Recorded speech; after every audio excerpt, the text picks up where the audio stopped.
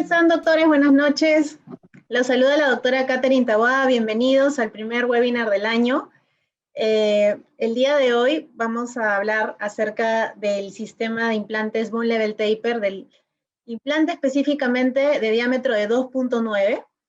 Y tenemos un invitado especial, que es el doctor Jorge Noriega. A ver, creo que ya está conectado. No sé, Jorge, si... Hola Katy, ¿qué tal? ¿Cómo estás? Hola a todos, es un gusto estar aquí con todos ustedes. Bienvenido, doctor. Con esta conferencia abrimos los webinars del 2021. Estamos muy contentos de poder continuar sirviéndoles a ustedes y dándoles contenido para que puedan actualizarse y ver los nuevos productos también que vamos a tener este año. Entonces, voy a iniciar la presentación mostrándoles un poquito las actividades que vamos a hacer este año 2021. Algunas vamos a continuar, otras vamos a innovar. Y después voy a hacer yo una breve introducción, básicamente de los tips del uso del de 2.9, del implante de 2.9. Y ahí los voy a dejar con el doctor Noriega, que tiene una presentación muy bonita, en donde les va a mostrar casos clínicos, que es lo que tanto ustedes piden y les gusta. Casos clínicos con tips de qué hacer, qué no hacer, qué funcionó, qué no funcionó. Y ahí lo tienen al doctor Noriega para sacarle toda la información que puedan acerca de este implante de 2.9, que es muy bonito, pero que tiene unas indicaciones muy precisas también. Entonces, ya comenzar hablándole de las acciones y las actividades que vamos a hacer este año. Continuamos con lo que están viendo el día de hoy, los Strongman Webinars vía Zoom.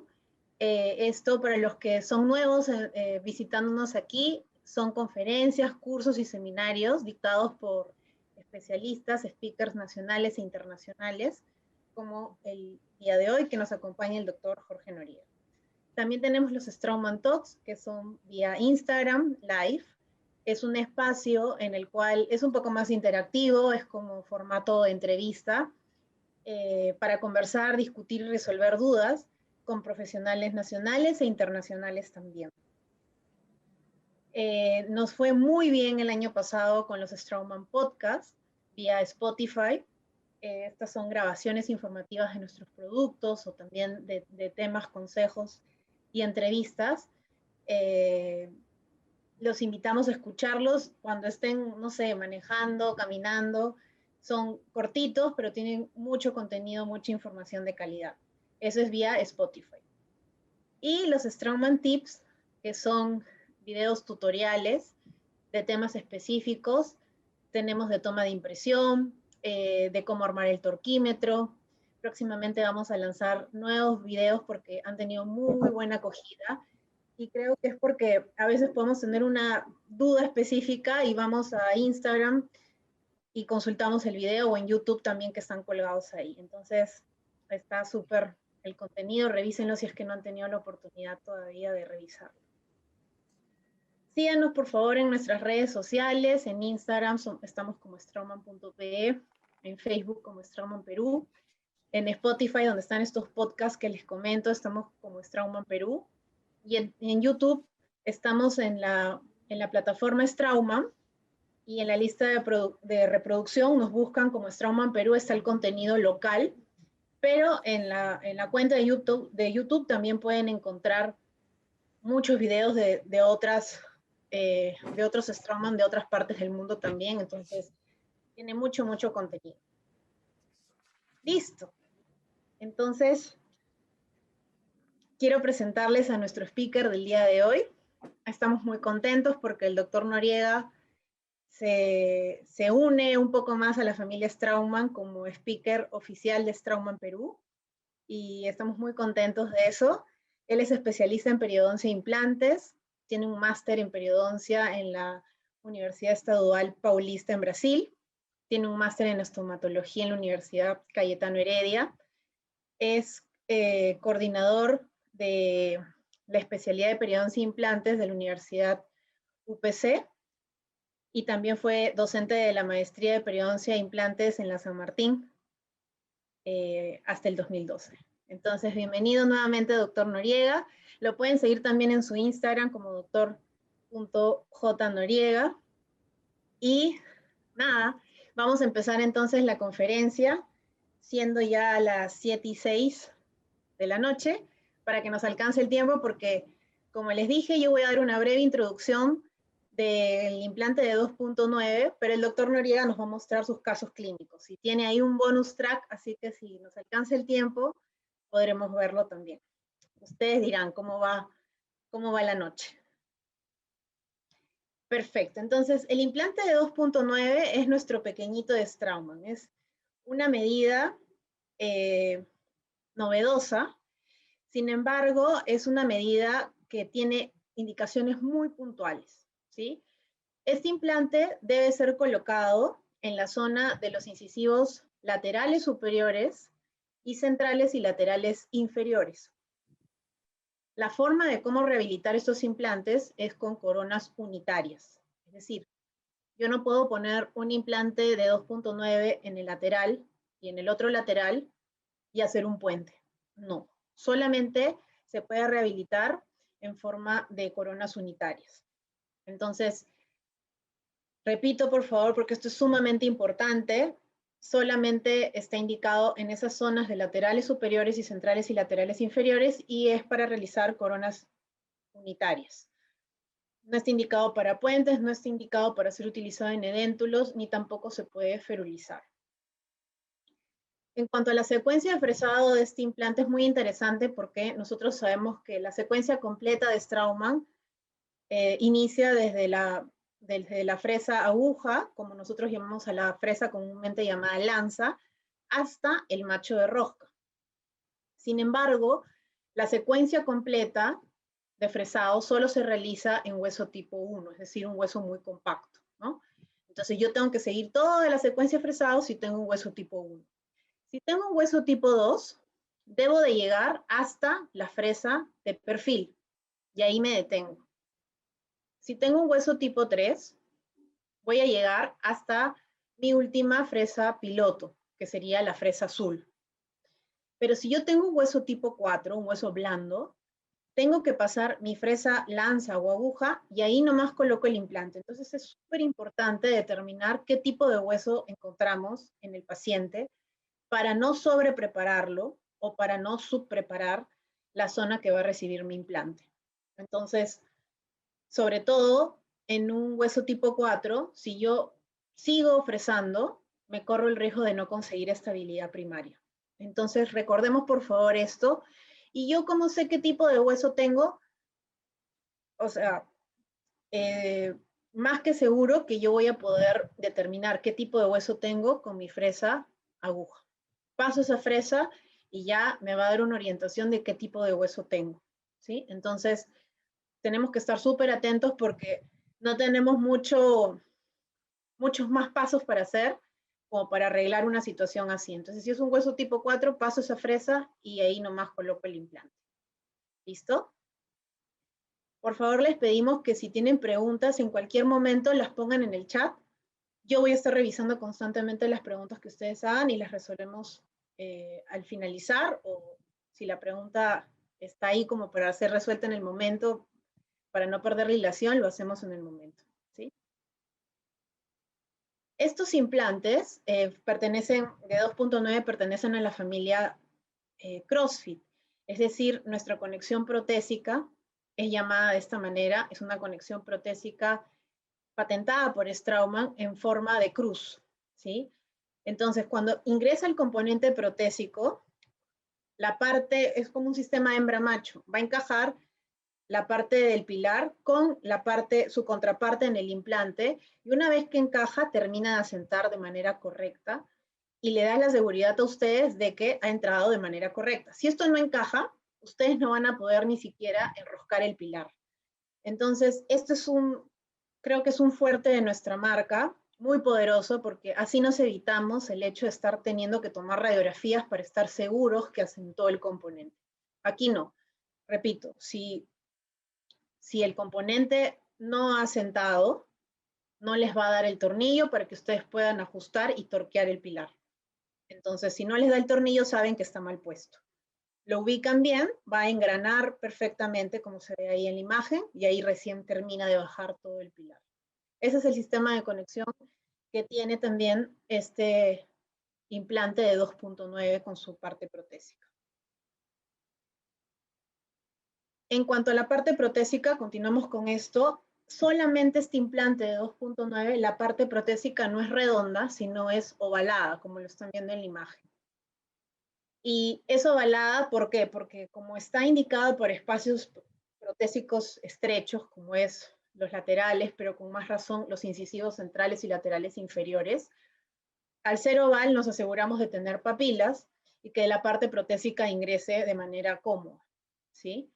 Otro punto importante en la parte protésica es que, no sé si les ha pasado a ustedes, pero que coloquen un cicatrizal oval en este caso, y la encía queda linda oval y después viene el pilar definitivo redondo. Entonces no tendría mucho sentido.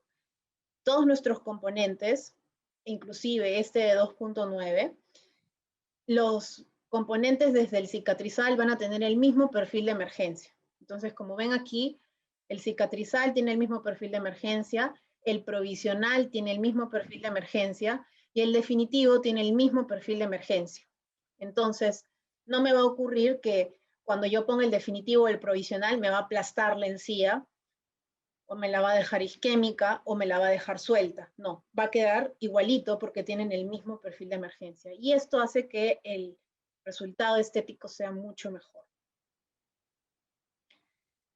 Y para que yo esté segura que este óvalo o esta parte oval me está quedando con el eje más largo en sentido vestíbulo linguopalatino, como lo vemos aquí, yo al momento de colocar el implante tengo que estar completamente segura y ver que los 3 puntos del montador Loxim, que es el montador con el que vienen todos nuestros implantes dentales, queden mirando hacia vestibular. Entonces, yo coloco mi implante, veo que los 3 puntitos están mirando hacia vestibular y yo sé que ha quedado de manera correcta. Si estos 3 puntos no me quedan mirando hacia vestibular, entonces me corro el riesgo de que quede la parte protésica así. Y si queda de esta manera, entonces ahí, ¿qué es lo que no voy a tener? No voy a tener papilas y probablemente no se vea bien estéticamente, ¿no? Entonces, repito, cuando coloquen el implante de 2.9, siempre tienen que quedarle los 3 puntitos del montador mirando hacia vestibular. ¿Listo? Entonces, aquí yo dejo de compartir, estos eran los tips que sí o sí ustedes tienen que tenerlos súper claros al momento de, voy a dejar de compartir, que tienen que tener claros al momento de utilizar un implante de 2.9 para no cometer errores o no para no tener problemas luego en la parte protésica. ¿Listo? Cualquier pregunta lo pueden hacer en este momento, yo las voy anotando para responderlas al final. Y ahora los dejo con el doctor Noriega, que les va a mostrar su presentación. También quiero, antes que comience el doctor Noriega, saludar a todos los doctores que nos están viendo vía Facebook Live. Así que les mando un abrazo a todos los doctores que nos están viendo por ahí también. Listo, doctor Noriega, todo suyo. Listo, muchísimas gracias, Katy. Bueno, nuevamente saludos a todos y aquí comenzamos. Cuando me piden colaborar, ¿no? Sobre un tema tan bonito, yo digo, perfecto, vamos a dar el título de nuestra presentación. Entonces, el primer título que surge es implantes ultra narrow, ¿no? Y digo, bueno, implantes ultra narrow, pero a nivel comercial son small crossfit, entonces mejor implantes small crossfit. Sin embargo, sigo con la controversia del título, no he pasado el título. Digo, bueno, serán implantes de 2.9. Y les cuento esto porque la primera cuestión que vamos a enfrentarnos con estos implantes tan pequeños es cómo los clasificamos, ¿no? ¿Dónde realmente van a entrar en el universo de la implantología? Entonces, comencemos, ¿no? Básicamente por recordar un poco que nosotros usualmente vamos a utilizar plataformas regulares o plataformas narrow con diámetros de cuerpos regulares o narrow. Medidas que probablemente todos los que han trabajado con implantes o prótesis ya conocen. ¿Cuál es un implante narrow? Un implante narrow o estrecho es de 3.3 milímetros. ¿Dónde entonces voy a poner mi implante de 2.9? Básicamente, me voy a ir a leer un poquito en la literatura. Como todo está clasificado últimamente, vamos a tener que nuestro implante de 2.9 es un implante narrow categoría 2. Hay 3 categorías de implantes narrow. Hay 3 categorías de implantes estrechos. Es decir, recordando un poquito de la historia, ¿no? Cuando Brånemark propone esos implantes, el implante inicial tenía un diámetro de 3.75. El implante de emergencia de 4.1. A partir de ahí, los fabricantes van a incrementar el diámetro de los implantes para los molares y van a reducirlos para piezas más delgadas. Los implantes que son más gruesos son los wide o anchos y los implantes que son más delgados van a ser los narrow o estrechos. Dentro del universo de los implantes estrechos vamos a tener 3 categorías. Una, de los implantes estrechos comunes, los convencionales, los de 3.3 a 3.5. Esa es la categoría 3. 2, tendríamos los implantes categoría 2, que son menores a 3.3 hasta 2.5 milímetros. Y categoría 1, los implantes de 2.5 milímetros para abajo. Usualmente los conocemos como mini implantes, que son implantes monolíticos, que se usaban en algún momento como implantes provisionales, ¿no?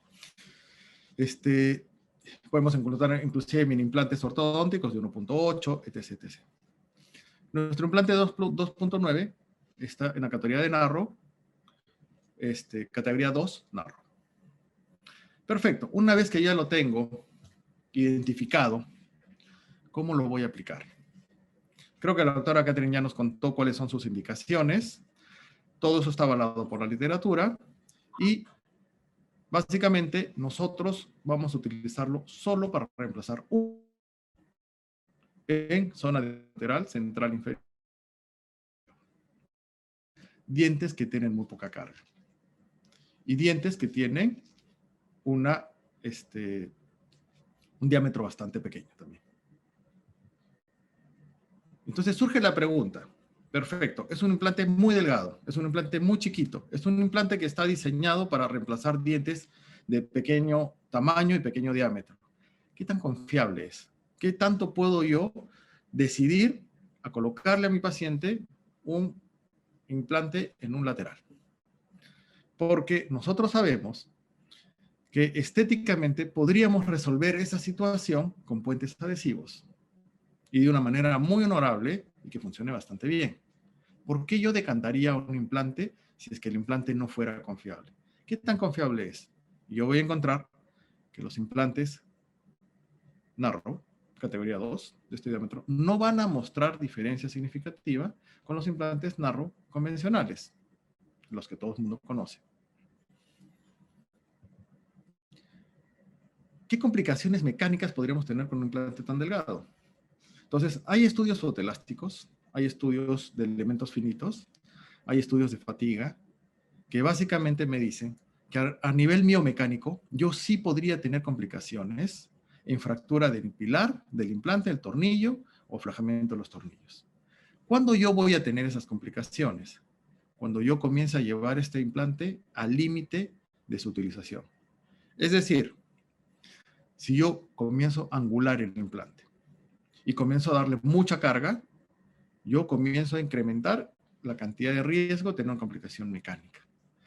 Cuando yo tengo una sobrecarga mecánica, antes de tener una fractura, ¿yo qué voy a tener? Voy a tener una complicación biológica.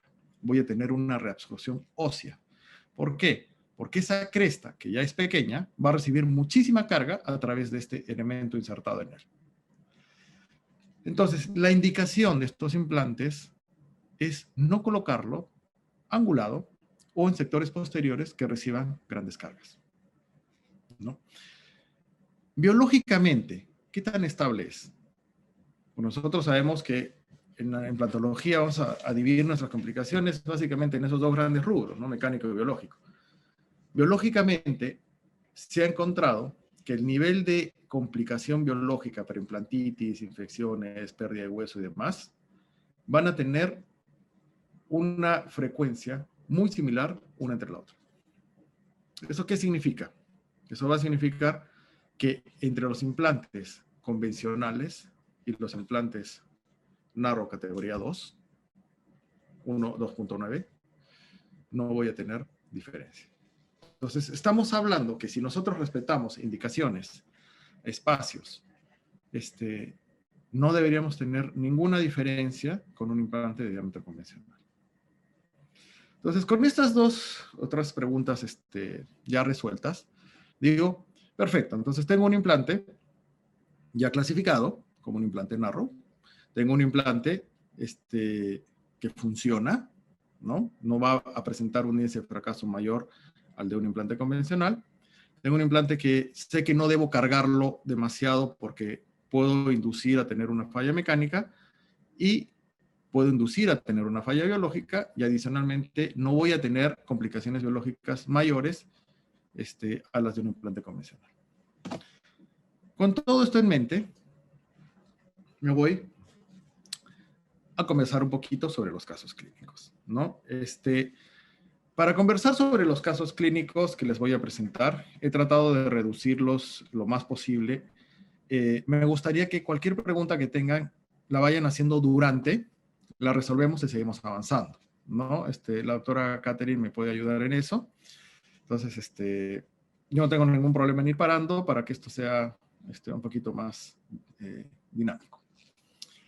Lo primero que yo pregunto es motivo de consulta. Entonces viene la paciente y me dice, doctor, se me ha roto el puente y no quiero tener más puentes, ¿no? Siempre vamos a tener una demanda por parte del paciente sobre cuál es el deseo, hacia dónde quiere ir, qué es lo que desea, qué es lo que quiere, y bueno, y en base a eso vamos a ver qué es lo que nosotros podemos. En mi examen clínico, lo primero que va a saltar a la vista va a ser la falla mecánica de este puente, ¿no?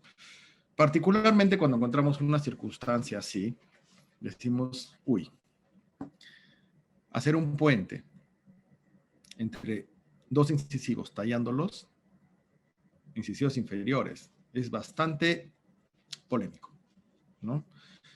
Ya tallaron los incisivos, ya le hicieron el puente, por el grosor del material hemos tenido una falla, no ha soportado, tengo una fractura y ya tengo los dientes tallados, ¿no? Digo, ¿qué hago? Entonces, antes de tomar ninguna decisión o una postura, vamos a realizar el examen que nosotros practicamos habitualmente. Estas son imágenes que ya no sorprenden a nadie, pero que 10 años atrás no teníamos el privilegio de tenerlas. Donde hacemos una reconstrucción 3D para poder observar el soporte óseo de todas las piezas de esta paciente. Y vemos que tenemos un soporte óseo disminuido. En general, vemos que el hueso ha recidivado en casi todas sus piezas. En el maxilar superior vemos algunas malposiciones dentarias y el hueso vestibular en el maxilar inferior, delante de los incisivos, es bastante delgado y carente en algunas zonas. Entonces, mi primer vistazo de esto es, bueno, aquí hueso no está sobrando.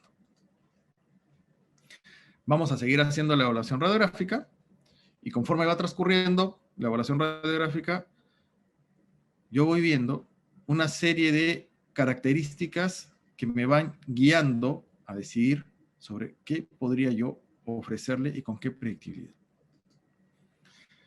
El puente lo retiramos y vamos a observar lo siguiente. Estos dos dientes no tienen tratamiento de conducto, no tienen endodoncia, ¿no?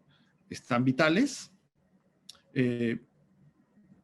¿Cuánto tiempo se va a mantener esa vitalidad? Bueno, la pulpa que ya está envejecida por todo el trauma que dio. pero siguen siendo vitales. La paciente tiene sensibilidad, se le coloca anestesia para poder hacer el retiro, y la idea es agredir lo menos posible a esta pulpa que ya ha sido severamente agredida, ¿no? Entonces, digo, mi misión ahorita es mantener estos dientes y evitar que sufran más de lo que ya han sufrido. Tengo poco hueso, tengo 2 muñones severamente desgastados, pero que siguen siendo vitales.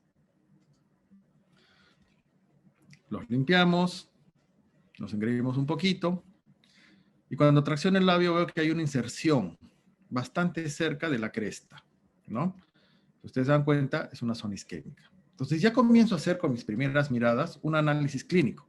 Franja de encía queratinizada. ¿Cuánta encía queratinizada tengo? Tengo una vista oclusal y esta es mi encía queratinizada. Entonces, ¿cuánto tengo encía queratinizada? Tendré 2 milímetros. ¿Cómo están mis volúmenes óseos? No necesito una tomografía para ver que yo tengo un volumen óseo bastante disminuido. Tengo una cresta extremadamente atrófica. Tengo una región en la cual no va a ser fácil recuperarla. Entonces, es aquí donde yo tengo que comenzar a hacer las decisiones clínicas que pueden diferenciarme del resto. ¿Alguien me propone un plan de tratamiento aquí? Nadie se anima. ¿Qué harían?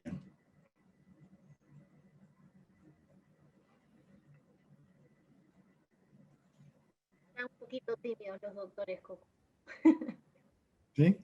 Injerto óseo y blando, dice el doctor Sandro Núñez. Gracias, Doc, por participar.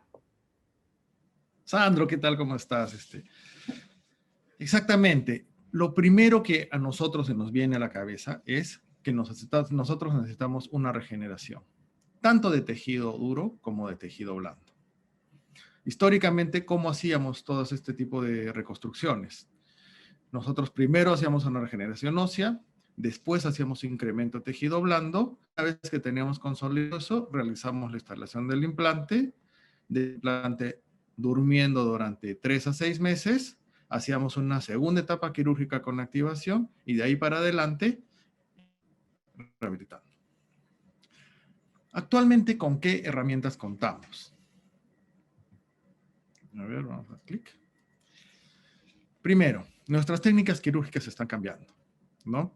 Y vamos a hacer todo lo que el doctor Sandro nos ha propuesto, pero lo vamos a hacer todo en uno. Lo que he puesto acá al costadito, esos 2 granitos son 2 granitos de arroz, ¿no? Hay un arroz tailandés por ahí y hay un arroz japonés. Esos granitos de arroz tienen 6 milímetros más grande y 3 milímetros del otro. Esa es la escala a la que estamos trabajando en este momento. Los he puesto como un referente, ¿no? ¿Qué vamos a hacer primero? Primero, vamos a trabajar con microcolgajos. Trabajamos con microcolgajos, implica que lo que yo voy a cortar en mi paciente va a ser lo menos posible, porque quiero un postoperatorio lo más amigable posible. Entonces voy a hacer un microcolgajo con desplazamiento apical del mismo.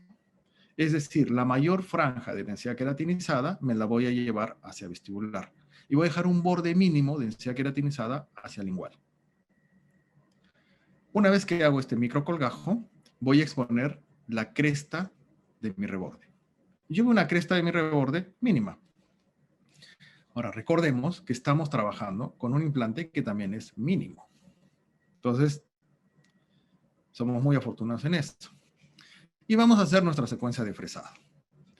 Nuestra secuencia de fresado, en la vida real, pocas veces va a pasar de 2 fresas, ¿no?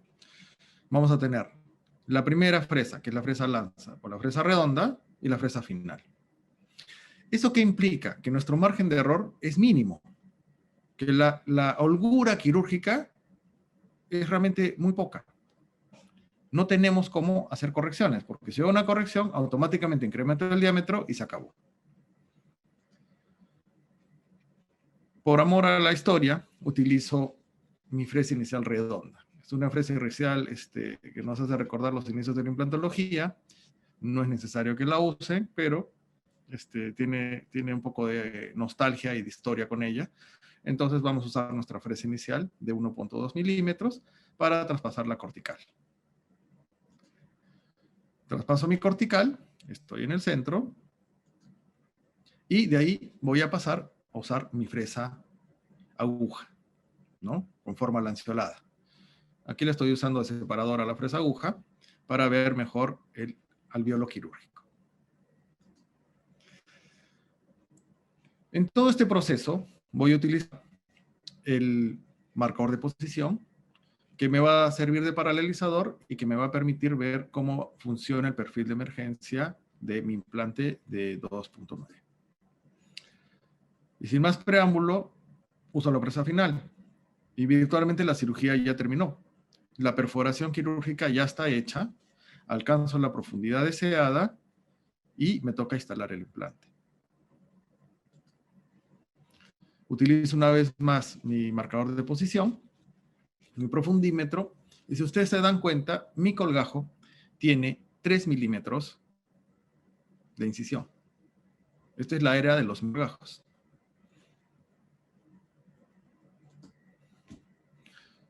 Marcador de profundidad. Alvéolo quirúrgico. Es un microalvéolo quirúrgico. Todo es ancho. Y el implante. Estos implantes actualmente en roscas que los convierten en implantes autorroscantes tienen muy buena estabilidad primaria, ¿no? Particularmente estos diseños taper comienzan a incrementar el torque de inserción, haciendo que la estabilidad primaria sea lo suficientemente buena como para que la carga ya no tenga que esperar 3 o 6 meses, ¿no? Usualmente estamos cargando estos implantes en 8 semanas. Entonces, el tiempo de carga lo tenemos acelerado. Pongo mi implante, ¿ya? Comienzo a llegar a la profundidad adecuada. Si es que yo veo que en el momento de la inserción comienzo a tener demasiada resistencia en mi lecho óseo, retiro el implante avellano y lo vuelvo a instalar. No voy a seguir torqueando. ¿Por qué? Porque si yo tengo una fractura en mi tabla vestibular, voy a tener una mayor reabsorción de la misma. Comienzo a instalar mi implante, recordando siempre las indicaciones de que el locking tiene que tener los 3 puntos hacia vestibular. Y llego a la profundidad que yo tengo programada. Estoy en la posición ideal, la he hecho morder a la paciente varias veces para ver los ejes, he estado viendo las piezas vecinas, comprobando siempre estar en el eje correcto. Recordemos que protésicamente solo tenemos un pilar. Entonces, tengo un pilar recto, punto. Es un vario base de 3.9 milímetros de altura y que va a tener 3 tamaños de hombro. Y se acabó. Si es que yo no lo coloco, este implante, en la posición ideal, voy a complicar muchísimo mi rehabilitación. Y el rehabilitador nos va a odiar, y si nosotros somos los que rehabilitamos, nosotros nos vamos a sentir súper mal con esto. Una vez que ya tengo el implante instalado, ahí está mi CrossFit, en la posición que yo quiero, llega el momento de la segunda parte, ¿ya? ¿Qué me está haciendo falta a mí? Me está haciendo falta volumen óseo y me está haciendo falta tejido gingival queratinizado. Resuelvo las dos cosas en una. Volumen óseo, ¿no? Colocando hueso de naturaleza cerámica de reabsorción lenta y desplazamiento apical de mi colgajo. Si ustedes se dan cuenta, el cicatrizador está siendo colocado en la posición que el fabricante nos ha indicado.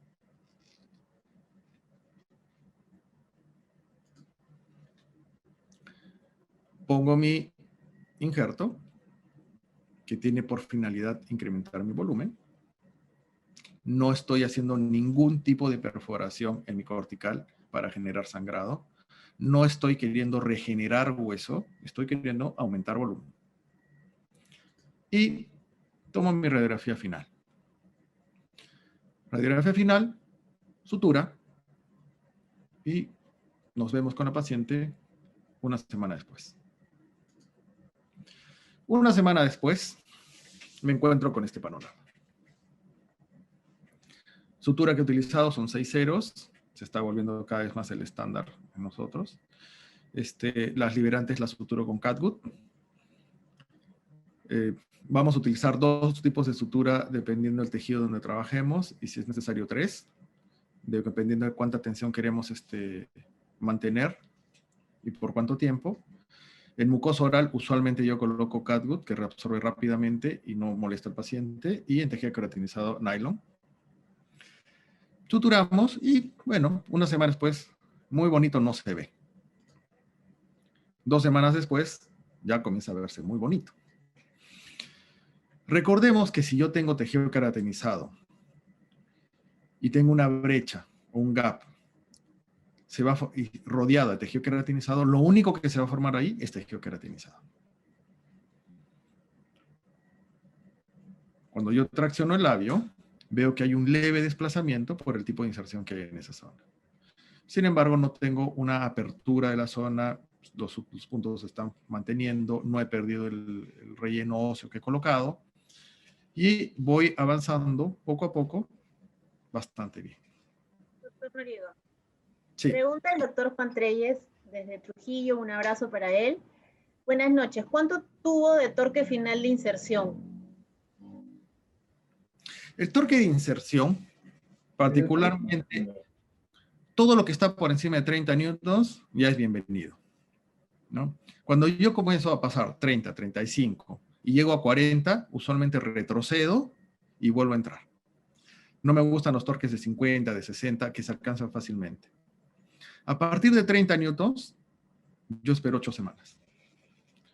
Recordemos que comercialmente lo que llega a Perú son los SL Active.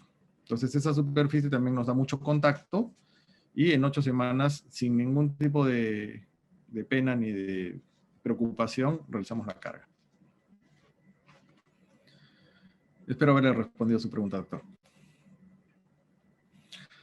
Bueno, seguimos esperando y vemos que ya tiene... Otra pregunta, sí. Justo. Tú has pedido que se te hagan las preguntas ahí nomás. No, está perfecto, es más bonito. Doctor Gerardo Mendoza. Buenas noches, doctor Gerardo. ¿Por qué no usaste membrana? Porque no quiero regenerar hueso, quiero aumentar volumen, ¿no?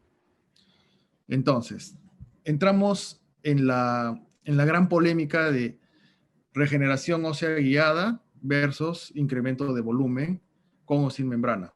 Todos sabemos, por metaanálisis, que si utilizamos injerto óseo y membrana, vamos a tener mucha mayor ganancia que si no utilizamos membrana, ¿ya? Ahora, cuando vamos a escoger incrementar volumen sin que yo quiera formar tejido óseo, ¿qué tipo de injerto voy a escoger? Un injerto de naturaleza cerámica de baja reabsorción. ¿Cómo lo voy a colocar? Lo voy a colocar simplemente para generar volumen. Entonces, mi manera de realizar este procedimiento no es un procedimiento que está destinado a la regeneración ósea. No voy a hacer perforaciones en la cortical para propiciar sangrado y irrigación del injerto. No voy a colocar una membrana para cubrirlo todo. Simplemente voy a utilizar volumen. Podría utilizarlo también, podría incrementar el volumen haciendo tejido blando, sacando un trocito de paladar. Pero para la paciente es mucho más, menos mórbido hacerlo de esta manera, ¿no? Si yo fuera a querer regenerar hueso, crear tejido óseo para soportar un implante, probablemente la elección del biomaterial sea totalmente diferente. Perfecto. Y preguntan entonces, nuevamente el doctor Treyes, si es que entonces el implante de 2.9 no es un implante como para realizar carga inmediata. Ya, eso es bastante interesante, ¿no? Porque la carga inmediata, aunque está comprobada que funciona en muchos escenarios clínicos, extrapolando torques a estabilidad primaria, en un implante de 2.9, que yo realice una carga inmediata particularmente como clínico, a mí me saca de mi zona de confort. ¿Por qué? Porque es un implante tan estrecho que probablemente yo no lo vaya a usar en un post-extractivo. Es un implante que la misma naturaleza del implante me va a hacer generar una transmisión de fuerzas bastante alta, porque es bastante heladito, a mi lecho. Entonces yo voy a querer que ese implante tenga un periodo de integración. Si yo quiero ir rápido, yo voy a ir rápido. 8 semanas y lo cargo. Si yo quiero colocarlo para tener carga inmediata y hacer provisionalización, probablemente no pueda darle el tiempo a todo el tejido blando a que cicatrice de la manera en que yo quiero cicatrizar y después realizar el conformado gingival. Entonces, en estos implantes de 2.9, particularmente, yo le escapo un poquito a la carga inmediata, ¿no? Para mí provisionalizar es bastante sencillo con whiplash removibles o puedes pegarle el dientecito a los costados. Son dientes de poca función, de poca carga y a veces ir lento, que no es tan lento, nos hace ir un poquito más seguros, ¿no? Perfecto. Y otra pregunta que hace el doctor Ramón Guadalupe es con relación a la cresta, ¿a qué nivel dejaste la plataforma? Ya. O sea, ¿con cuánto? Cuando yo tengo una cresta como esta, yo voy a tener en lingual 1 milímetro de grada con respecto a vestibular. Entonces trato de buscar un promedio, lo dejo yuxtapuesto al nivel de lingual y quedó casi 1 milímetro a nivel vestibular por debajo de la cresta. Entonces siempre procurando no excederme de eso por varios motivos, ¿no? Uno de los cuales también es que el CAF más alto que yo voy a tener es de 3 milímetros y mientras más yo lo voy a hundir, menor retención protésica voy a tener. El VarioBase tiene 3.5 milímetros. Finalmente, si yo tengo una discrepancia de hueso muy grande y necesito hundirlo mucho, tal vez deba hacer un procedimiento previo antes de instalar este implante. Perfecto.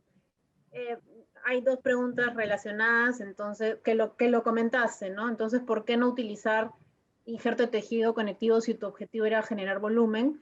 Lo mencionaste que sí era una opción, pero como era más agresivo, más cruento, decidiste colocar solo el injerto, ¿verdad? Nosotros nos manejamos por el principio. ¿Qué es lo que yo necesito? Volumen. Genial. Necesito volumen. ¿Ya? ¿Cómo obtengo ese volumen? Y miren el volumen que obtuve. Yo puedo tener volumen de muchas maneras. Hay ácido hialurónico, hay injertos de paladar, hay injertos óseos, etc. ¿Cuál es la manera de obtener volumen menos mórbida para mi paciente? Y voy a utilizarla. Hay más de un camino para llegar a Roma, ¿no? Definitivamente hay nuevas técnicas de cirugía bucogingival que son poco invasivas, pero hay pacientes que me dicen, no quiero que me toques el paladar. Entonces, ¿podemos resolver esto de otra manera? Sí. Y este es el volumen que finalmente obtuvimos. ¿Tengo encía queratinizada? Tengo encía queratinizada. En vestibular, en lingual y en todos lados.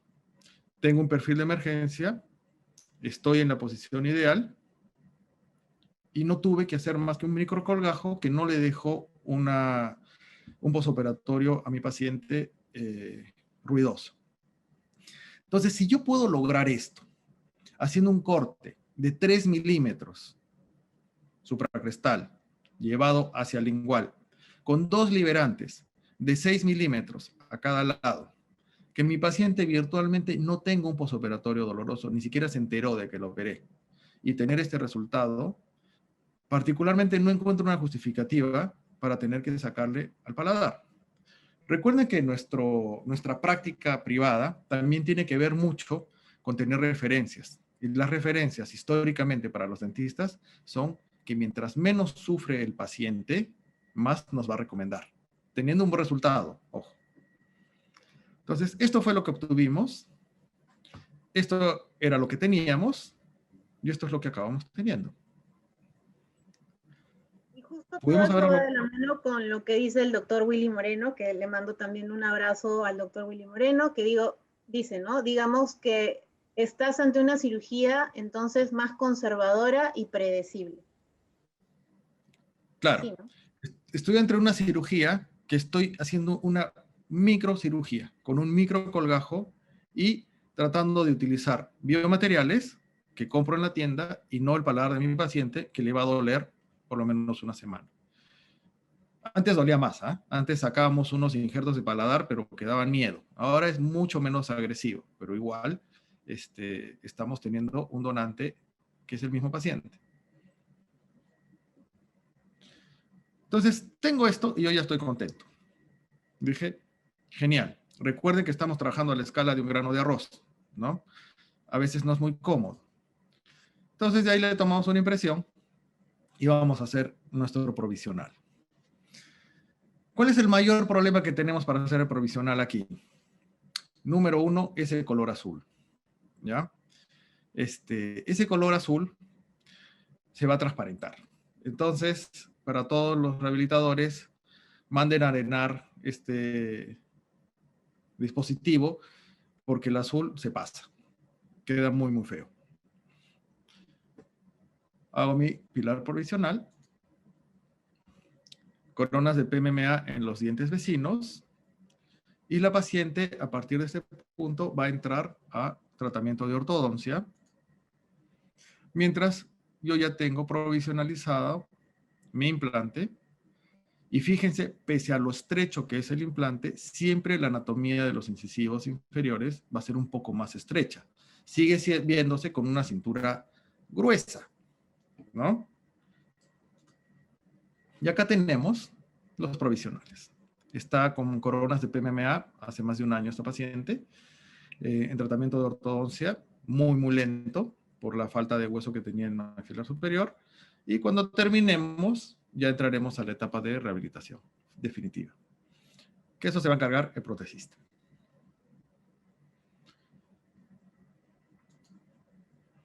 Siguiente caso. Y doctora Katy me va avisando cómo estamos con el tiempo. Mi siguiente caso comienza con uno de los mayores temores que nosotros tenemos, ¿no?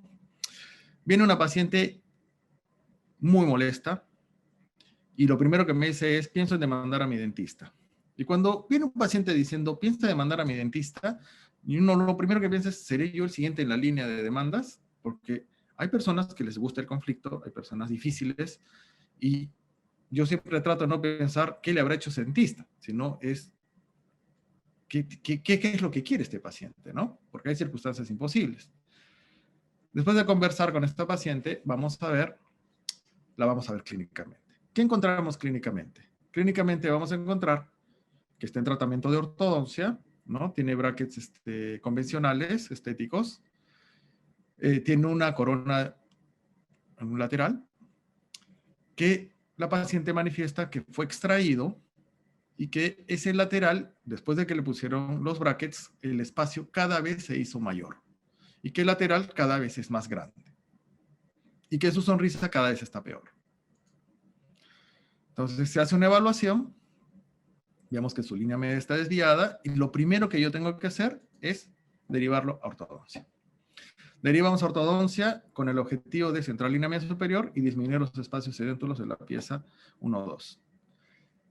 Se le plantea una ortodoncia que realmente le ayude a corregir su mordida, porque nosotros tenemos un Verget extremadamente grande con una mordida profunda, la paciente está desgastando severamente los dientes por palatino, habla sobre el tiempo de tratamiento a tener, la paciente definitivamente no acepta, previo consentimiento, se le un plan de tratamiento que no va a llegar a resolver el tema de su mordida, pero sí lo va a tener que compensar y siempre va a tener que usar usando placa de relajamiento y contenciones para que esto se agrave. Entonces, una cosa muy importante en casos complejos son los tiempos. Le dije, genial, vamos a arreglarte la sonrisa, pero necesito 2 años, ¿no? Primero ortodoncia, Se cambia la aparatología, pasamos a brackets autoligantes, técnica de ortodoncia, no me pregunten mucho.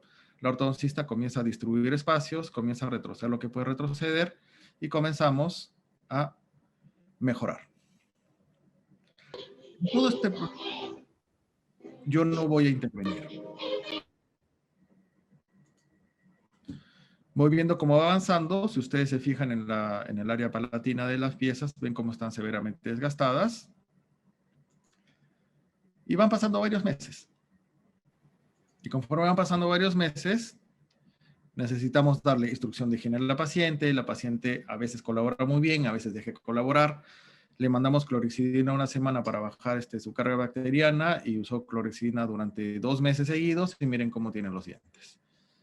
Entonces, hay personas que de por sí son difíciles de tratar y hay que realmente hacer un poco de magia social para acabar con un tratamiento complejo, demandante estéticamente, que es difícil para la paciente. ¿Por qué? Porque su sonrisa es una chica joven, que le gusta sonreír mucho y también es muy demandante, entonces a veces se complica, ¿no? Y vamos avanzando y vamos tomando algunas radiografías de progreso del tratamiento ortodóntico. Hay necesidad de incrementar piezas en el sector posterior. Hasta que finalmente la ortodoncista me dice, los espacios ya los tengo delimitados. ¿Cómo llegamos a esa delimitación de espacios? Se le hace un diseño de sonrisa previo con la doctora especialista en estética. En este caso fue la doctora Natalia Nostroza. Y en base al mapa de lo que tiene que ser la rehabilitación estética, se hacen los movimientos ortodónticos. ¿Cuándo llega mi parte? Cuando ya tengo los espacios delimitados para poner el implante. Cuando llegue el momento, nuevamente hacemos nuestra secuencia quirúrgica, fresado, instalación, nuevamente coloco mi injerto óseo para creación de volumen, no para creación de hueso. Es un recurso que he utilizado varias veces, o muchas veces. Y en la mitad de la pandemia, yo la voy a operar y hacemos los controles a través de teleconsulta, ¿no?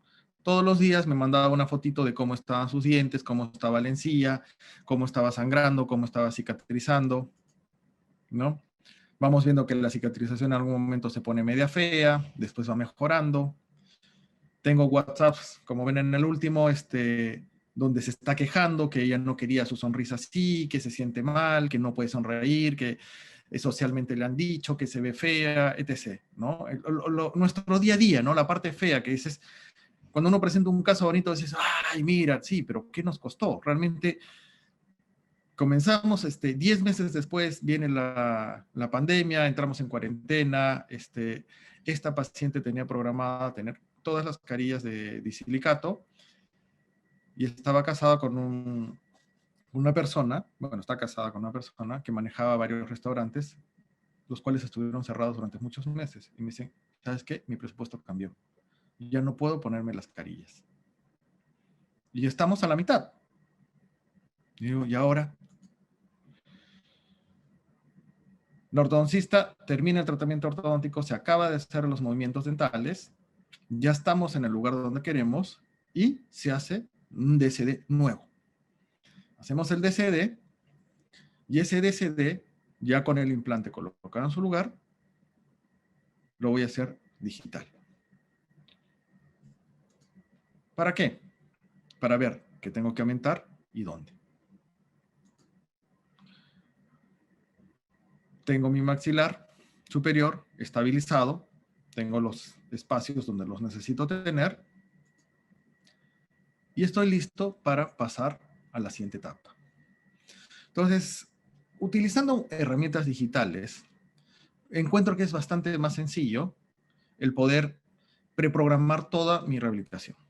¿Ya? Particularmente yo no hago la rehabilitación, a mí me gusta mucho la parte digital, la parte quirúrgica y todo eso, la parte de rehabilitación en sí. Trabajo con especialistas que lo hacen muchísimo mejor que yo, así que no, ni siquiera hago el intento, pero sí colaboro, ¿eh? Sí, le pongo espíritu. ¿Y qué vamos a hacer? Un recordaris, básicamente, es lo que vamos a hacer es tomar una impresión, ¿ya? Yo puedo hacer esta impresión directamente con una escalera intraoral o la puedo hacer convencionalmente y después digitalizar la impresión, como fue en este caso. Voy a utilizar un body scan para llevar la posición del implante al programa, en este caso es Exocad, puede ser cualquier programa. Y ahí voy a escoger el pilar con el CAF de acuerdo a la necesidad que yo vaya a tener. Entonces, en este caso, escogí un pilar de 12 milímetros de CAF. Es un vario base recto. Es la única opción que yo voy a tener. Y voy a comenzar a diseñar mi restauración. Ahora, ¿cómo diseñamos una restauración en un caso así de complejo? Número 1, recordemos que ya hemos hecho un encerado previo y que estamos siguiendo un mapa. Yo sé toda mi planificación reversa que ahora estoy ejecutando. Entonces, en mi encerado previo, ¿qué es lo que yo voy a hacer? Voy a completar todos los volúmenes faltantes de las piezas que están involucradas. ¿Para qué? Para tener una armonía y tener una bonita sonrisa. Cuando veo mi último DCD, definitivamente mis dientes tienen que ser un poco más grandes. Y todas esas discrepancias comienzan a desaparecer.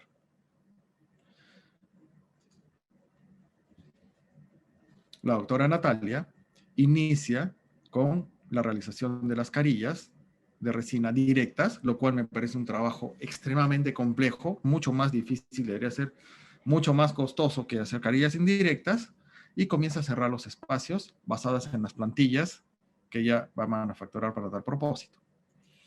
Yo entro a ayudar a una gingivectomía para poner los cenits de acuerdo a lo que está solicitándome la doctora. Y ella va avanzando con sus carillas. Todas estas carillas son de resina mano alzada. Y se va conformando el perfil de emergencia de la pieza con una corona provisional. Este perfil de emergencia, fíjense el volumen que yo estoy teniendo.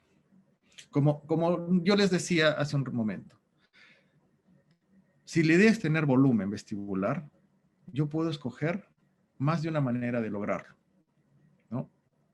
La cosa es que sea sostenible a través del tiempo. Tengo mi volumen vestibular, como yo quiero, y vamos a ir haciendo el acondicionamiento con el provisional mientras se hace el afinado de las carillas de resina. Finalmente, cuando se trabaja este tipo de piezas con carillas vestibulares en los dientes vecinos, ¿cuál es la recomendación? ¿No?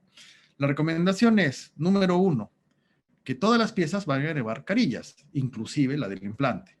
Entonces, ¿qué hacemos? Una técnica cutback, donde vamos a retirarle, hacer el diseño y vamos a retirarle una porción anterior a la pieza. En este caso se escoge material Bitenamic. Se va a cementar dejándole el espacio vestibular adecuado para que se pueda colocar la carilla de resina o de silicato. Entonces, yo puedo preprogramar, y esta es una de las grandes bondades, esta es la pieza final, yo puedo preprogramar los espacios y medir las distancias. Entonces, ¿qué hago? Simplemente, ¿de qué ancho voy a hacer mi corona de Bitenamic para que sobre eso, que es Bitenamic, es cerámica híbrida, sobre el cual, mediante un proceso de grabado, se va a poder adherir lo que yo necesite adherir, resina, por una carilla de silicato o lo que vaya a hacer, lo voy a poder adherir sin ningún problema. Entonces, hago muy predecible, no por eso menos laborioso, toda mi rehabilitación.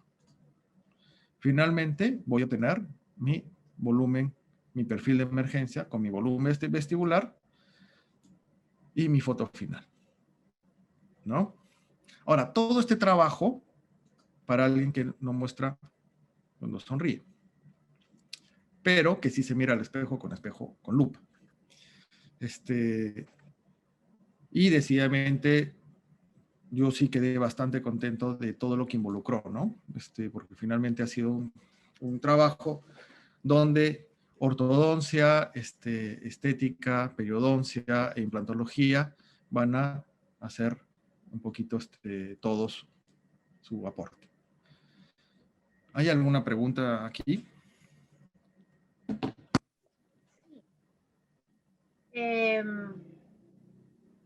La doctora María Angélica Sanes pregunta, respecto a la provisionalización, ¿en cuánto tiempo se estabiliza el tejido perimplantario? ¿En cuánto qué, perdón? ¿En cuánto tiempo se estabiliza el tejido perimplantario? Ya, eso es muy importante, ¿ya? Porque el tejido perimplantario va a estabilizarse. Primero, ¿hago colgajo? No hago colgajo. ¿Qué injertos les voy a colocar? Y demás. Es decir, ¿cuáles son las bondades? Mientras más tiempo yo espere, va a ser mejor. Nosotros venimos muchos años atrás de realizar segunda etapa quirúrgica y a las 2 semanas tomar la impresión. Nosotros ya no hacemos eso. Ahora los implantes son de una sola etapa. Entonces, esos 2 meses de espera también son 2 meses de consolidación de mi tejido gingival. Si yo no respeto la encía no me va a respetar. Si yo tengo inflamación, voy a tener retracción, voy a tener pérdida ósea. Un promedio de 2 meses es el intervalo adecuado antes de pasar a una restauración definitiva, ¿no? Menos de 2 meses, la verdad que no es recomendable ni necesario, ¿eh? Ni necesario. O sea, realmente, mientras tengamos un provisional bonito, particularmente yo tengo casos con provisionales 3, 4, 5, 6 meses y nos va súper bien. Todo el mundo está contento. Después hacer la corona definitiva es simplemente, si trabajaron el provisional en digital, es simplemente reimprimir el archivo en otro material, nada más. El doctor José Barrios pregunta si es que tomas en consideración la altura, o sea, la longitud del implante, ya que tienes un implante de un diámetro bastante pequeño. Si tienes alguna preferencia. Definitivamente, cuando implante, primero, la longitud menor del de 2.9 es de 10 milímetros, ¿no? Pero a mayor carga funcional que vaya a tener, vamos a tratar de insertar un implante un poco más largo. Entonces, 12 milímetros es la norma. He puesto algunos de 14, pero usualmente son de 12. Y cuando he puesto unos de 10, digo, prefiero un poquito más largo. Yo sé que a veces eso es una cuestión más nuestra que de la ciencia, ¿no? Porque, o sea, ya está demostrado dónde se distribuye la mayor cantidad de cargas. Sin embargo, una mayor longitud que nos dé una mayor estabilidad primaria en inserción inicial nos va a ayudar mucho con el tema de osseointegración. Entonces, recuerden que es una sola fresa, implantes de una sola fresa. Entonces, esta paciente, colorín colorado, el cuento se ha acabado hasta su siguiente mantenimiento. Y entramos a conversar rápidamente sobre lo que sería cirugía guiada con implantes de 2.9. Ya, doctora Katy, creo que ya estamos casi encima de la hora. Si me permite, voy a ir lo más rápido posible. Sí, terminamos con tu último caso. Sí. Entonces, un recordaris que la cirugía guiada básicamente consiste en crear guías que nos permitan insertar los implantes de la manera más predecible posible en un sitio donde yo ya lo tengo preprogramado con la menor distorsión, ¿ya? Casos como me permite colocar implantes, en este caso sin ningún tipo de colgajo, lo cual le da un postoperatorio bastante bueno al paciente, ¿no? Y con mucha exactitud. ¿Qué tan exacta es la cirugía guiada? Entonces vamos a tener reportes del 2014, ¿ya? Donde, de acuerdo a las revisiones sistemáticas de ese año, encontramos que la cirugía guiada va a tener aproximadamente menos distorsión en el punto de entrada de 1 milímetro y menos de 2 milímetros en el ápice, versus cirugía a mano alzada, que era un poco más de 1 milímetro y en el ápice un poco más de 2 milímetros. En 2018, nuevamente se hacen revisiones sistemáticas y metaanálisis, y lo único que se obtiene son mejores resultados, con mejor exactitud que el 2014. Entonces, la cirugía guiada lo único que está haciendo es mejorando conforme mejora la tecnología de adquisición de imágenes, conforme mejora la tecnología de transmisión de datos y demás. Entonces, Es una herramienta que nos va a dar mucha exactitud. Y si estamos trabajando a nivel de un grano de arroz, entonces yo necesito mucha exactitud. ¿Y dónde necesito mayor exactitud? En sectores anteriores. Nosotros vemos hace unos años que en el sector anterior que son muy peligrosos de manejar. 1,5 milímetros de distancia funciona bien, menos de 1,5 milímetros de distancia genera un desastre, ¿no? Y eso no es nuevo, eso lo hacemos hace mucho tiempo. Entonces, estamos trabajando a nivel de un grano de arroz en zonas estéticas anteriores, como es incisivos laterales, exactamente las indicaciones 2.9, entonces en muchos casos nos puede ayudar. Y viene un siguiente caso, no son casos simples, son casos a veces muy polémicos, se pueden resolver de más de una forma, que dice, quiero tener mis dientes independientes. Y tenemos este caso. Es una señora que perdió el lateral y que tiene en su canino un cantilever. La opción de tener un cantilever, particularmente me parece una muy buena opción. Es una opción, si yo tengo una pieza tallada, es como tener un puente adhesivo. Yo siempre voy a votar por el puente adhesivo. El puente adhesivo es predecible, es poco invasivo, funciona muy bien.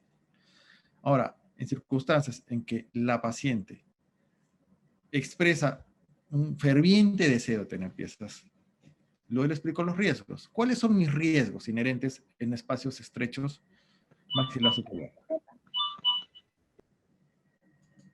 ¿Ya? Mis riesgos inherentes van a ser que la existencia de mi papila va a depender mucho de dónde esté mi cresta ósea. Y eso no es algo que no sepamos, lo sabemos hace mucho tiempo. Entonces, ¿cómo vamos a trabajar este caso? A ver, se arranca ahí, perfecto. Número 1, vamos a digitalizar modelos. Digitalizamos modelos para poder trabajar todo el tema de la creación del encerado diagnóstico en mi modelo digitalizado. Voy a trabajar todo mi encerado diagnóstico digitalizado porque es el encerado diagnóstico quien me va a dar la posición final del implante. Planificación reversa permanente. Entonces, en base a mi planificación reversa, yo ya tengo inclusive el largo de las piezas.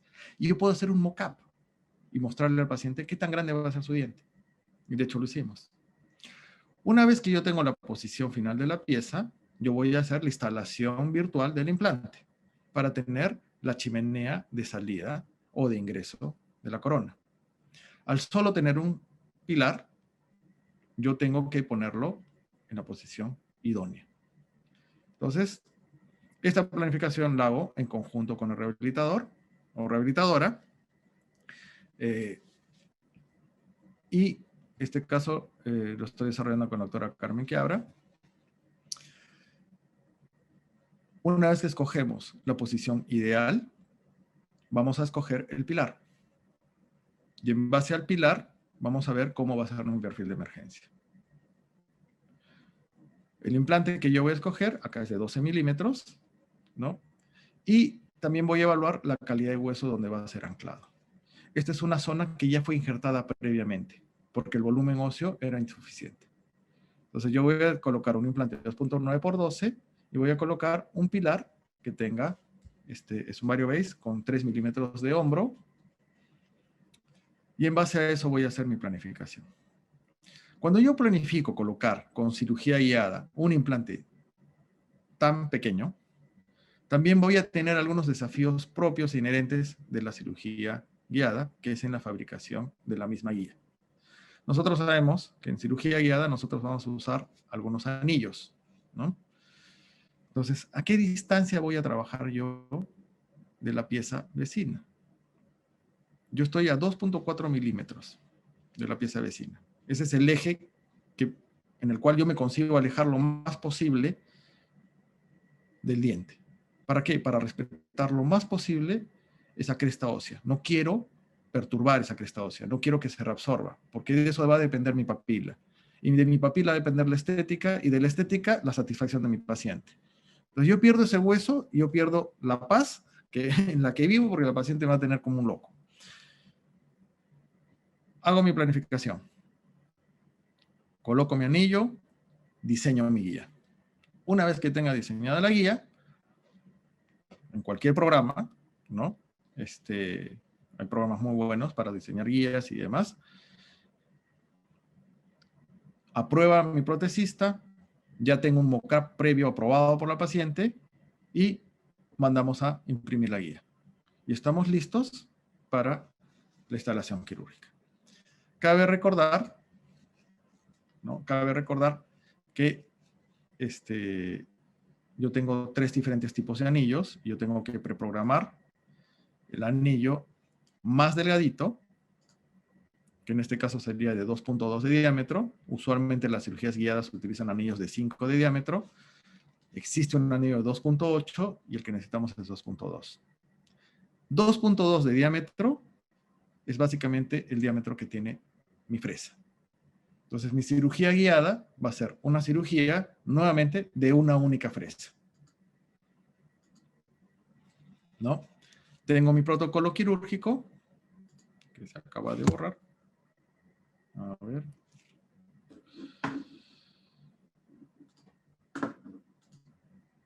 Sí, no sale el protocolo quirúrgico. En mi protocolo quirúrgico, ¿qué es lo que yo voy a tener? ¿No? Vamos a cambiar esta visión.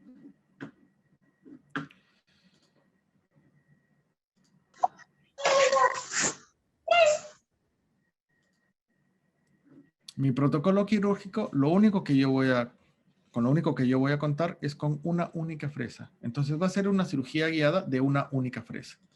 Entonces no lee el PDF, pero bueno, no importa.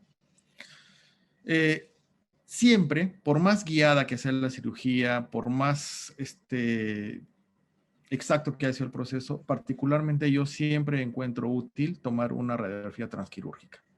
¿Ya? Esos 2 o 3 minutos extra que me toma tomar la radiografía transquirúrgica, yo creo que siempre son válidos. Compruebo que la perforación que yo he hecho sea consistente con mi planificación. Una vez que hago eso, realizo la instalación, ¿no? En este caso utilicé un nylon 5 ceros. Fíjense cómo se ve gruesísimo frente al 6 ceros, porque quería mantener tensión en el área. Tengo una recesión. Tengo mucha placa también por parte de la paciente. Y voy a tener una cicatrización por nivel de la papila. Acá está mi implante instalado con la guía quirúrgica puesta. Y básicamente, este caso está en andamiento todavía.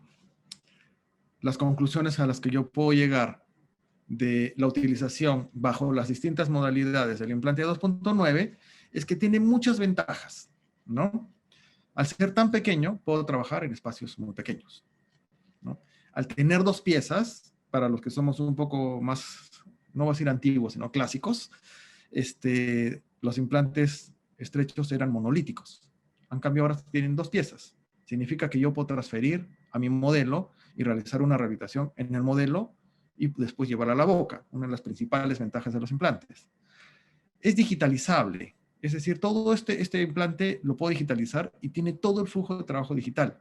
Porque estamos trabajando con espacios tan pequeños que realmente maquinarlo es mucho más sencillo para nosotros, ¿no? Una fresadora nos puede hacer una superficie con una corona con un grosor de 0.8 milímetros sin mayor problema, y probablemente el técnico encuentre mucha más dificultad.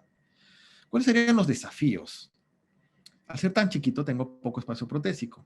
Si yo me voy 1 milímetro hacia vestibular, después de encontrar el grosor de material suficiente para que la restauración sea estética, es muy difícil. Es muy difícil y voy a tener una translucidez grisácea que el paciente permanentemente se va a quejar. No permite margen de error en angulación o posición. Si yo no estoy muy seguro de la colocación en posición y en angulación, es mejor no colocarlo. Entonces requiere mucha planificación previa. Y solo tiene un único tipo de pilar protésico. Entonces, si yo necesitara tener una retención adicional, el máximo largo que tengo de mi vario es de 3.5 milímetros, diseñado para la carga que este implante debería de tener. Pero eso también a veces nos puede complicar. Bueno, básicamente es lo que yo les quería comentar hoy día. Conversar un poquito sobre esto. No sé si hay alguna pregunta. Creo que estamos en la hora, doctora Catherine. No, vamos muy bien. Gracias, doctor Noriega, por su ponencia. Ha estado súper, súper, súper buena. Vamos a responder algunas preguntas que han hecho por aquí. El doctor Daniel Oroza nos pregunta, durante los 2 meses de acondicionamiento de tejido, ¿cuántas veces se adapta el provisional? Ya. Como dice el viejo dicho, bueno, no me acuerdo mucho del viejo dicho, pero las veces que lo necesites, ¿ya? La anatomía de cada diente es diferente. Entonces hay dientes que simplemente utilizando el cicatrizal con el cual te viene el implante, pones el cicatrizal, sales y tirín, ya está hecha la magia y rehabilitas. Sin embargo, hay piezas que tienen una arquitectura gingival mucho más compleja. Entonces, tienes que ir creando y personalizando ese perfil para después tomar una impresión personalizada y transferir eso a tu modelo. Entonces, el caso de la chica que le hicimos ortodoncia y demás, le cambiamos como 3 o 4 veces provisional, porque había que generar papila, porque era un caso con manejo de espacios muy complicado, y a las finales quedó muy bonito, pero realmente fue un caso que lo hemos pasado en 15 minutos y que fueron meses de trabajo. El caso inferior fue mucho más sencillo, porque quitábamos el provisional y utilizamos la misma huella que me dejó el cicatrizal. Quitamos el cicatrizal y puse el provisional. Fue mucho más sencillo. No hubo que hacer mayor acondicionamiento gingival. Entonces, mientras más espacio tengas, más acondicionamiento tienes que hacer. Si tienes dientes triangulares, necesitas más papila. Entonces, vas a tener que tal vez bajar el CAF y salir desde más adentro con un perfil diferente. Entonces, por inteligente que sea el cicatrizal creado para este implante, nunca va a poder realmente cubrir todas las necesidades protésicas. Sí, clarísimo. El doctor Jorge Alania nos pregunta desde Facebook, ¿qué complicaciones biomecánicas al utilizar un implante tan delgado o riesgos encuentras? Biomecánicamente, ¿qué pasa trabajando en huesos sector anterior, ¿no? Usualmente nos vamos a encontrar con hueso 1 o 2. ¿Ya? ¿Qué pasa si es que yo tengo una carga muy fuerte en esa pieza? Biomecánicamente, primero, lo primero que va a pasar, el implante no se va a romper. Es muy difícil que el implante se vaya a romper o que se vaya a romper el tornillo que lo soporta. ¿Por qué? Porque el sistema de unión de los implantes Straumann van a generar una fricción que lo convierten en una sola pieza. Lo primero que van a pasar es que la corona se descemente o se rompa y quede en un vario base sin corona y tenga que cambiarlo. Cuando yo tengo una fractura de una corona en sí, porque ¿qué? No voy a usar metacerámica. Usualmente, ¿qué es lo que voy a usar? Voy a utilizar coronas de naturaleza polimérica, ¿no? O disilicato. Entonces, lo que va a pasar es que lo primero que se va a fracturar es la corona. Y eso ya me va a estar hablando de una cantidad de carga bastante grande, ¿no? Es como un fusible que me dice, ojo, ten cuidado. ¿No? La fractura del implante la veo muy poco probable. Primero yo creo que habría una gran reabsorción del hueso de la cresta, con la consecuencia de desgracia estética, ¿no? Que vamos a tener. Pero doctora Alania después lo resolvería con uno de esos maravillosos injertos gingivales que tengo el gusto de poder trabajar con. Sí. Michael Ugaz, ¿qué software utilizó y si trabajó con algún laboratorio para planificar, si lo pudiera compartir? A ver, software, utilicé Exocad para todo lo que es diseño 3D y ¿Y qué producción. laboratorio? Yo trabajo con el Estefano Romano, ¿no? Estefano me ayuda mucho en la parte de diseño, los encerrados diagnósticos y todo eso. Si hay que mandar a hacer imprimir los modelos, se mandan a imprimir los modelos y con eso generan un mockup y ya está. Es mucho más rápido que hacer un encerado manual, ¿no? El encerado manual toma mucho tiempo para el técnico y después es mucho más costoso para nosotros en cuestión de monetaria y de tiempo, ¿no? Programa para diseño de guías, utilizo Codiagnostics, ¿no? Y bueno, nada más. Listo. Listo, creo que hemos respondido todas las preguntas. Con respecto a la parte de mi ponencia, me preguntaban si es que las indicaciones del Small CrossFit son iguales a las del Facility de Neoden. Y sí, son las mismas para las mismas piezas, laterales superiores y centrales y laterales inferiores. Y me preguntaban por qué no se puede ferulizar, ¿no? Y es que básicamente es por el tema de los laterales, ya que si lo ferulizamos con piezas como un central o como un canino, que tienen van a recibir mucha fuerza al momento de la masticación. Entonces, no está indicado por eso. Son indicaciones del fabricante. Estos implantes han sido sometidos a test muy rigurosos y si bien hay evidencia en el cual se usan estos implantes Small CrossFit en zona de premolares, no han sido todavía estudios a largo plazo o que sean avalados por Straumann como para ser puestos dentro de las indicaciones de la compañía. Y por eso es que no nos arriesguemos a perder la garantía, hay que utilizar las indicaciones que nos indica el fabricante. Entonces, además queda feo, ¿no? Cuando se pone en sector posterior queda muy feo porque sale una cosa media claro. extraña. Sí, entonces nada, repito cuál es la indicación del fabricante: coronas unitarias en los laterales superiores y centrales y laterales inferiores. Listo, doctores, con esto concluimos. Les agradecemos mucho por su participación. Un abrazo también al doctor Carlos Ubillús. Y nada, y a todos ustedes, esperemos que estén muy bien, cuídense mucho, y lo dejo al doctor Noriega para que se pueda despedir de los doctores que han estado hasta altas horas, ¿ah? Nos han acompañado muchos doctores, así que les agradecemos, y por favor síganos en las redes, en la cuenta de straumann.p, de Instagram, de Facebook, para que puedan estar al tanto de las actividades que vamos a realizar este 2021 con mucho cariño para ustedes. Un gusto estar con todos ustedes. Yo me despido. Espero que la policía no me lleve preso en la cuarentena. Ya estoy yéndome a mi casa y bueno, les deseo una bonita noche a todos y ha sido un gusto estar aquí. Muchas gracias. Muchas gracias, doctor Noriega. No, gracias a usted, doctor Noriega, por su ponencia. Buenas noches, doctores. Hasta la próxima. Hasta la próxima. Chao, chao.